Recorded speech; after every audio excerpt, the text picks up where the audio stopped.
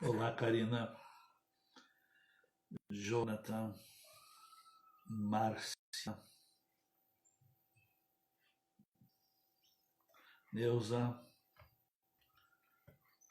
Heloísa. Ó.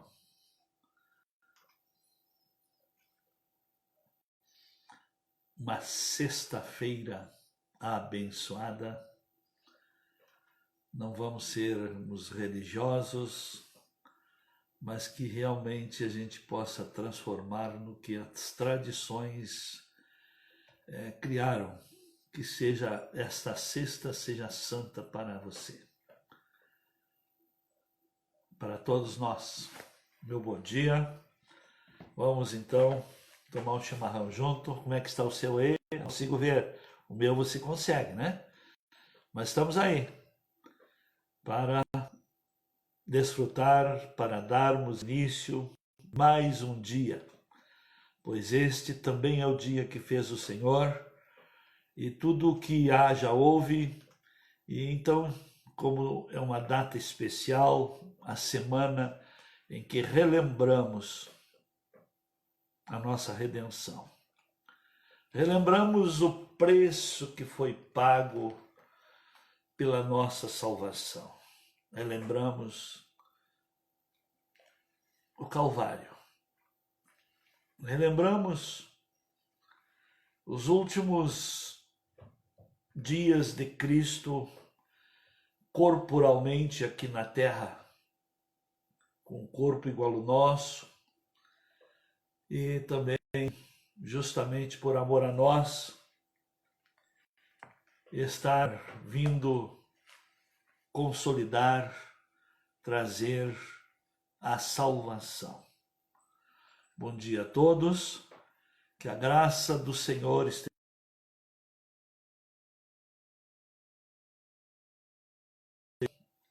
tete a tete, justamente dentro do seu lar, uma extensão da palavra do reino, a extensão de um pastoreio, a extensão de uma amizade, a extensão desta aliança que temos com Deus.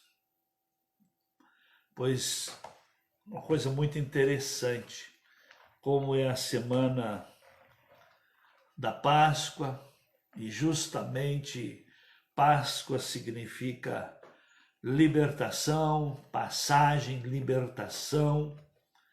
Então que nós celebremos esta semana, não só pensando no domingo, a ressurreição, mas para ter havido ressurreição é porque houve morte. Para ter havido libertação é porque houve escravidão. Para ter Deus se preocupado em trazer salvação é porque houve perdição. Para ter havido purificação de pecados é porque houve pecados. Então, vamos celebrar soluções. E quando nós valorizamos as soluções, nós estamos tendo atitudes de honras para com Deus. Isso é lindo. Honrar a Deus é reconhecer as coisas boas. Não esqueçamos, o salmista nos deixou lições tremendas, muito lindas, para nós não nos esquecer de nenhum só de seus benefícios. E é justamente a lembrança, a gratidão. A gratidão é a memória do coração. E quando nós manifestamos gratidão, nós estamos ativando nossa capacidade, nós estamos tendo a nossa mente, a nossa memória sendo trabalhada, exercitada. Aquilo que não se exercita acaba perdendo a capacidade, a vitalidade, vai se atrofiando, já não tem os mesmos resultados. Pode observar, queridos, que uma pessoa que não é grata, ela envelhece mais cedo. Ela é uma pessoa propensa a tristezas, a depressões, a decepções, a desistência até da vida. Mas uma pessoa grata é uma pessoa que valoriza, é uma pessoa que tem senso de valores, é uma pessoa que sempre tem disposição de continuar construindo. Se valoriza o que é bom. A pessoa deseja e acaba se apegando no que é bom. E quanto mais a pessoa tem uma cultura, uma vida envolvida com coisas boas, ela não desiste. Porque do bem não vale a pena desistir. O bem é o que nos motiva. O que nos motiva a lutar pela vida? É pelo bem que a vida oferece para quem luta. E por que muitos desistem da vida? Porque perderam o senso de bem, perderam os conceitos e os sensos de valores. Então, meu querido, minha querida, que esta sexta-feira, nós, ao relembrar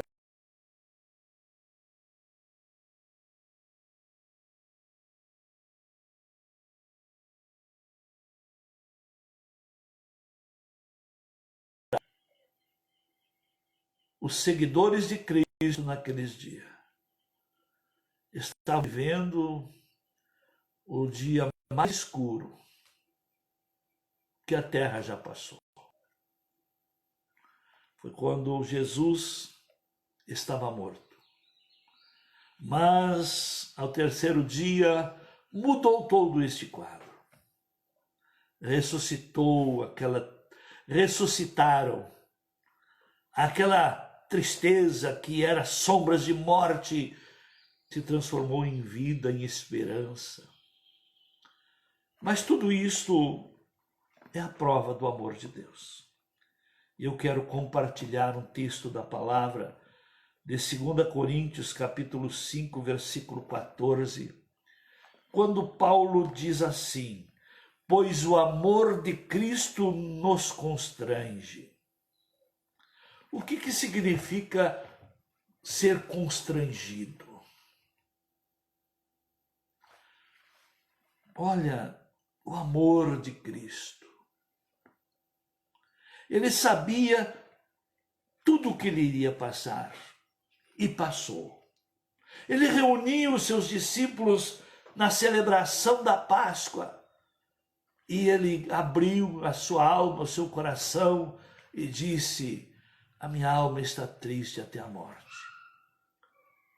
E justamente depois de cear, ele até se retirou e foi orar.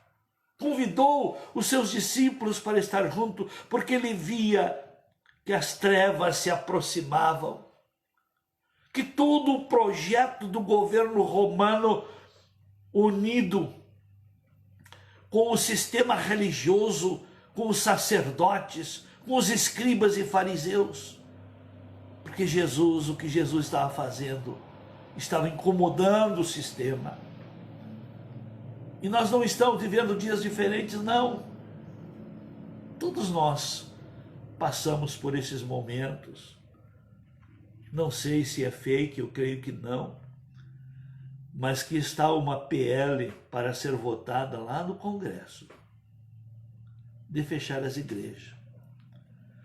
E esse fechar as igrejas tem o apoio de toda a esquerda. Sabe por quê?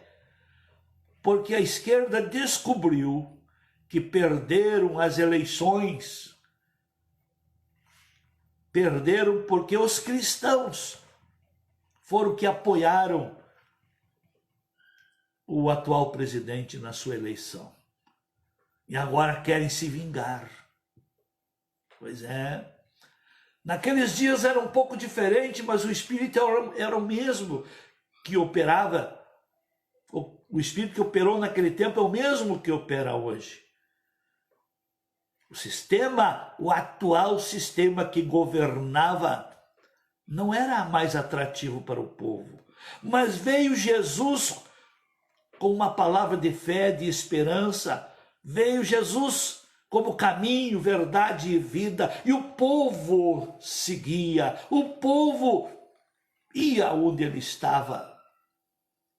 Quando Jesus ia para a praia cedo, caminhar ou meditar, quando via, tinha multidões ao seu derredor. Isso incomodava. Assim como incomoda hoje até mesmo as lives de quem serve a Deus, que tem boa assistência, assim como incomoda as redes sociais, que hoje, não todas, mas depende em que rede você entra, tem mais confiabilidade que a mídia, que tem dono e que está já comprada a serviço de ideologias. Mas voltemos ao texto. Paulo diz: o amor de Cristo nos constrange. Se você tem gostado, clique. Você pode, sem risco nenhum, oportunize as pessoas. Eu não falo nada mais do que verdades. Eu sei que assusta, arrepia, porque hoje não é normal. A normalidade hoje é ser hipócrita. É dizer que está tudo bem quando não está. É querer falar o que as pessoas gostam de ouvir e não mais o que as pessoas precisam ouvir. Por que Jesus conquistou o povo seguia? Mas também o povo seguia porque Jesus tinha a solução, mas o povo também saía de perto de Jesus porque não queria o confronto. Isso é o Evangelho. O Evangelho é boa nova. É boa e nova para solucionar o problema que a pessoa tem. Mas se a pessoa quer novas sem se confrontar ou sem passar em revista se a vida que tem, os resultados que tem são consequências de coisas, de semeaduras erradas, ninguém vai mudar sem mudar a semente. Ninguém vai mudar sem mudar atitudes. Ninguém vai mudar se não mudar o conteúdo, os conceitos. Se a sua vida não está lhe dando os resultados que você precisa ter, revise quem você ouve, com quem você anda, o que você aplica, de quem você aprende e que linha você segue. Deus não é amuleto, ele é Pai. E Deus, como Pai, tem princípios. Siga os princípios de Deus, que as promessas de Deus com certeza estarão disponibilizadas para você. Paulo diz: o amor de Cristo nos constrange. Mas por que ele se sentia constrangido? Porque o que Cristo fez por ele. Eu digo, o amor de Cristo me constrange. Porque o que Cristo fez por mim, eu nem dando a minha vida para ser queimada, nem dando tudo que eu tenho, todas as minhas aquisições, os resultados que eu tenho, nem eu dando tudo que eu tenho, eu não consigo pagar o que ele fez por mim. Eu sou devedor. Se você foi perdoado, você é devedor. Se você foi alcançado por Cristo, você é devedor. O que é uma pessoa constrangida? É uma pessoa que reconhece que está devendo. Por que o diabo trabalha na inversão de valores? Para as pessoas e até mesmo o sistema religioso não reconhecer o amor de Cristo. Então as pessoas acham que Deus tem o dever. Não. Deus não tem o dever de cuidar de você quando você não reconhece. Deus não tem o dever. Olha, os valores estão tão invertidos que é mais fácil hoje para ter aplauso da população e do espírito que opera no mundo, é consultar às pessoas o que elas querem. Vamos ver aqui um fato que aconteceu exatamente como se estivéssemos comemorando cada dia. Foi como se fosse ontem. Foi quando Jesus foi entregue para ser crucificado. As pessoas que sabiam que Jesus era justo, que não era o maligno que construíram a imagem que ele seria, e estavam só procurando o erro, acusações. E aí, como não encontraram, fizeram uma proposta para o povo escolher. Quem vocês querem? Barrabás ou Jesus? Quem vocês querem? Eu pergunto para você, meu irmão, minha irmã, o que você quer? Vou fazer outra pergunta. Comunismo ou cristianismo? Você quer o governo de Cristo ou o governo do diabo através? O que é o comunismo? É a plataforma do anticristo. O que é o anticristo? Antideus. O que é antideus? Inimigo de Deus. O que você prefere? Vamos fazer uma votação? Comece por você. Jesus foi apresentado justamente pela autoridade maior naquele momento. Quem vocês querem que eu solte? Jesus, o Cristo, ou Barrabás, um salteador, um marginal perigoso que estava preso? E olha, as pessoas, por que as pessoas optaram? Por que até mesmo aquele povo que estava lá assistindo tudo isso, aquela multidão assistindo, sabe como é que Jesus entrou em Jerusalém? Com aquela multidão cantando, Hosana, Hosana, bendito é aquele que vem em nome do Senhor. As pessoas tiravam as suas vestes, colocavam no caminho, quebravam galhos. Por que é comemorado ainda hoje na tradição religiosa o Domingo de Ramos? O que significa isso? Quebravam ramos e colocavam no caminho Jesus entrando em Jerusalém. E aquele mesmo povo que cantava Hosana, bendito é aquele que vem em nome do Senhor. Mas sabe o que aconteceu? As autoridades, por ciúme, por medo de perderem o poder e por informações erradas, por fakes daquele tempo, tá? Que Jesus veio para ser rei e as autoridades então tinham medo de perder o poder. Então vamos acabar com esse rei. Jesus veio para ser rei no reino de Deus. E aqui nesse mundo opera dois reinos: o reino de Deus e o império das trevas. Qual é o mal que o nosso presidente está fazendo? Porque ora, porque jejua, porque defende os valores da família, porque é contra a corrupção. O que mais? O que mais que ele está fazendo errado? Porque ele está impedindo essa política de destruição, porque em nome de prevenção à vida com o vírus, que é o tal de corona, estão decretando calamidade. Estão declarando que uma visão que só olha para um lado é uma calamidade. Temos que cuidar, sim, da saúde, mas nunca e jamais esquecer que é do trabalho das mãos que cada um come o seu pão, é do fruto do trabalho que vem as recompensas, é do trabalho que vem a sustentabilidade. Então trabalham de uma maneira, e justamente o diabo dá muito. Há quanto tempo o diabo começou a investir, principalmente nessa nova geração do ano 2000 para cá? A proibição do trabalho do menor. Pois é.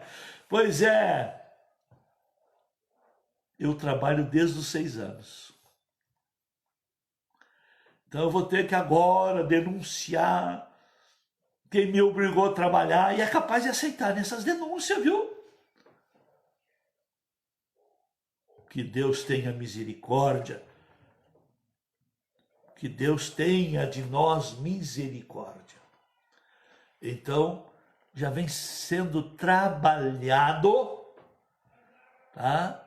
O ataque ao trabalho há 20 anos. E 20 anos para cá, que ideologia entrou no poder? Alianças com o comunismo. Quem é que trouxe o comunismo intelectual aí, que levou para o ensino, para as faculdades? Eu me enganei. Eu nunca me enganei com o PT, com essas extremas esquerdistas aí, radicais. Mas eu me enganei com o Fernando Henrique. Eu gostava dele porque era um intelectual.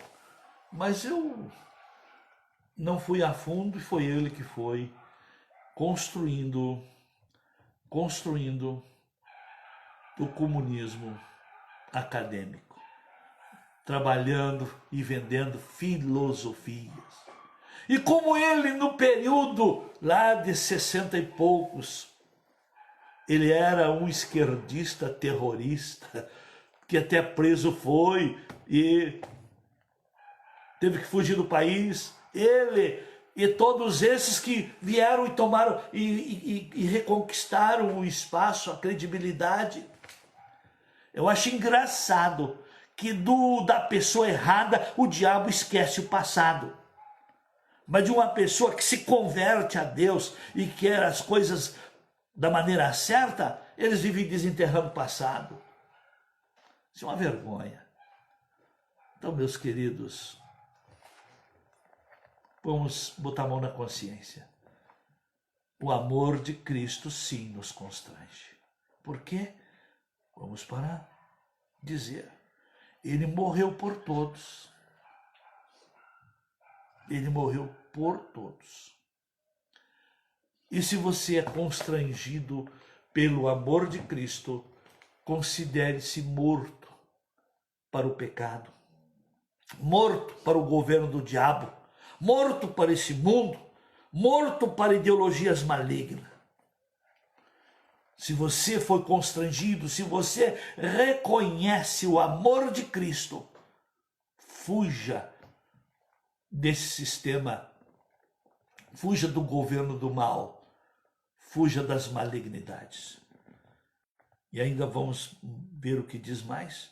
E ele morreu por todos, para que os que vivem não vivam mais para si, mas para aquele que por eles morreu e ressuscitou. Então, meu querido, minha querida, o que significa isso? O amor de Cristo me constrange. Ele morreu a minha morte para que eu viva a sua vida.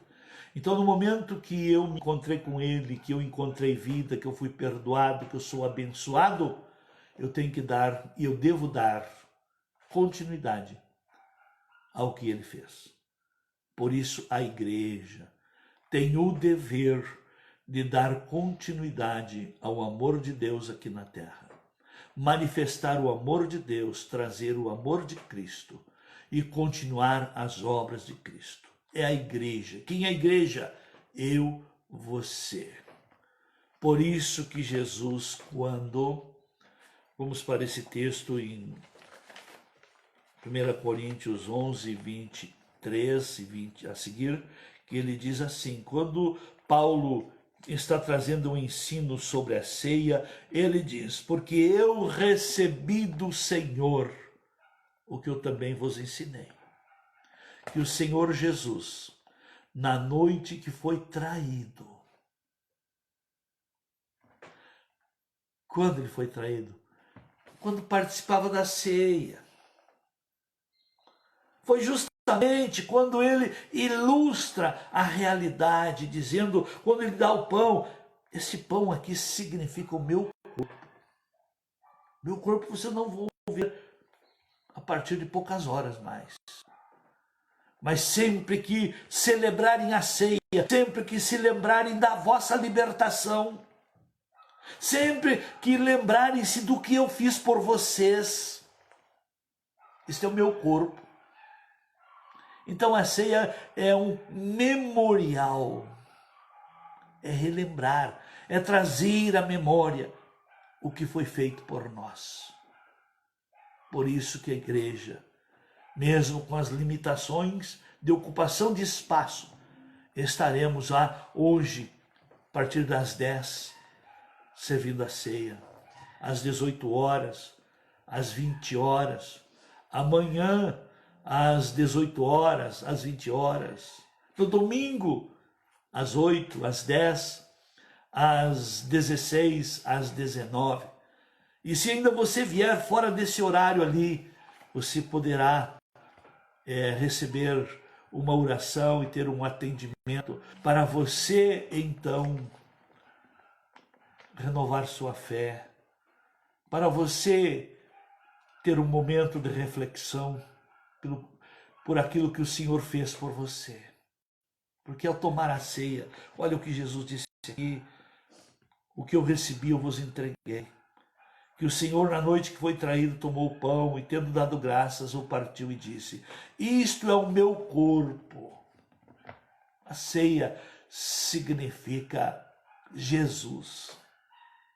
O pão, o corpo. Lembre, pense. Você daria o seu corpo? Você deixaria o seu corpo passar pelo o que Jesus passou? Jesus passou, ele morreu por nós. Quem merecia aquele tipo de morte era eu, pelos pecados que eu tinha cometido antes de conhecer a Cristo. E merecia esse tipo de morte que Jesus morreu. São as pessoas pelo que tinham cometido antes de conhecer a Cristo. Hoje, as pessoas não morrem por causa do pecado. As pessoas estão se perdendo, não é o pecado que tem levado, é a rejeição a Cristo. O que leva a pessoa a se perder é a rejeição a Cristo. O diabo, então ele cria dificuldades para você não conhecer a Cristo, para você não se comprometer com Deus. O diabo cria dificuldade para você não fazer parte da igreja do Deus vivo. Então não é o pecado que vai te levar para o inferno, é a rejeição a Cristo que vai privar você de ser salvo. E quem não será salvo estará perdido. Então, meu querido, minha querida, valorize. Porque não é o que você fez de errado que vai lhe condenar. O que vai lhe condenar é a sua rejeição a Cristo. Por quê? Porque ele morreu pelos teus pecados. Ele já pagou pelos teus pecados. Ele já pagou a tua conta. Ele já deu a sua vida como preço de resgate. O sangue dele foi derramado como preço de redenção. Você ainda vai pagar porque não crê no preço que foi pago. Você pode se perder porque não crê naquele que lhe salvou, que pagou o preço da sua salvação. O povo de Israel perdeu a herança porque não levou a sério o preço que foi pago por aquela herança. Foi pago um alto preço. Preço de obediência. Uma aliança que Deus fez com Abraão, garantiu a promessa para toda a descendência. Mas aqueles descendentes que não valorizavam o que foi feito, que não valorizaram a aliança de Deus a Abraão, que não honraram essas promessas feitas aos ancestrais, aos pais da fé. E isso continua se repetindo. O ser humano se perde não pelos males que comete, mas é porque rejeita solução dada por Deus. Creia. Lute para tomar posse do que é seu. Não fique aí agora deixando o diabo te acusar pelos erros que cometeu. O diabo lhe ilude com facilidades, com ilusões, com vida fácil, e depois ele promete, mas ele não dá. Promete felicidade, mas não torna ninguém feliz. Promete segurança, mas não dá. Promete riqueza, mas não dá. Mas o que Deus promete, Ele é fiel, Ele é justo, e ninguém se decepciona. Ninguém perde em confiar em Deus. Então o verso 24 de 1 Coríntios 11 diz assim: tendo dado graças, partiu e disse: isso é o meu corpo que é dado por vós, fazei isso em memória de mim. E por semelhante modo, depois de haver ceado, tomou também o cálice, dizendo: este cálice é a nova aliança no meu sangue. Fazei isso todas as vezes que o beberdes em memória de mim. Porque todas as vezes que comerdes do pão e beberdes do cálice, lembrais da morte e da ressurreição, da morte do Senhor, até que Ele venha. Então, quando as coisas estão difíceis, sabe o que me conforta? Eu não vou morrer por causa disso. Eu não vou morrer por causa disso, porque Jesus já morreu a minha morte. Eu posso morrer por outras coisas. Eu posso morrer por rejeitar o perdão. Eu posso morrer por rejeitar o amor. Eu posso morrer por rejeitar a verdade. Eu posso morrer por rejeitar as misericórdias. Eu posso morrer por rejeitar a redenção. Mas não preciso morrer por causa de erros cometidos. Olha o amor de Deus. O amor ama. Aliás, Deus ama o pecador. Deus é santo, mas Ele ama o pecador. De tanto que Deus ama o ser humano, se fez homem. E o Verbo se fez carne e habitou entre nós. E vimos a sua glória como a glória do unigênito do Pai. Então, meu querido, minha querida, valorize o que Deus propõe. Deus é tão cheio de amor que o profeta messiânico, o profeta Isaías, diz lá no capítulo 1, versículo 18: vinde, vamos conversar. Ainda que os vossos pecados sejam como a escarlate, se tornarão brancos como a branca lã. Ainda que sejam como o carmesim, se tornarão brancos como a neve. Mas ele diz assim: se quiserdes e me ouvirdes, comereis o melhor desta terra. Deus abençoe. Que esta sexta você santifique ela, lembrando da morte de Jesus, mas lembrando da sua morte, porque na morte de Jesus está a minha morte, a sua morte. Ele morreu a nossa morte, mas Ele ressuscitou. E sabe por que Ele ressuscitou e para que Ele ressuscitou? Para ser Senhor. E Ele sendo o Senhor da minha vida, Ele sendo o Senhor da sua vida, nós podemos viver a vida dele aqui. Só consegue viver quem tem um Senhor. E cada um vive dentro da ideologia, filosofia e orientação do Senhor que tem. A sua vida demonstra o Senhor que você tem.